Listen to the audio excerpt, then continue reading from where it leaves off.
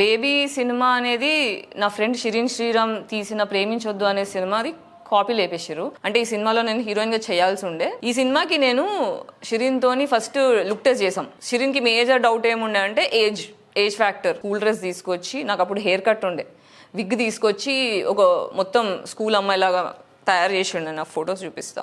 ఈ ఫొటోస్ చేస్తే చిన్న అమ్మాయిలాగా ఉన్నావు గాయత్రి, సెట్ అయింది.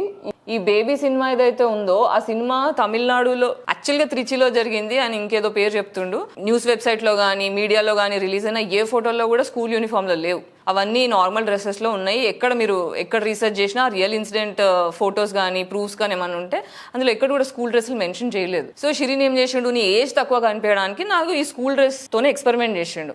అండ్ ఇట్ హెల్ప్, అంటే వర్కౌట్ అయింది. సో ఈ రిఫరెన్స్ తీసుకుపోయినా సారాజేష్కి చూపిస్తే భయ్యకి ఇంత పని చేసిండు. డైరెక్ట్ మొత్తం కాస్ట్యూమ్ గెటప్ మొత్తం ఎట్లా చేసినావు బ్రో, నాకు అసలు అర్థం కూడా అవుతలేదు.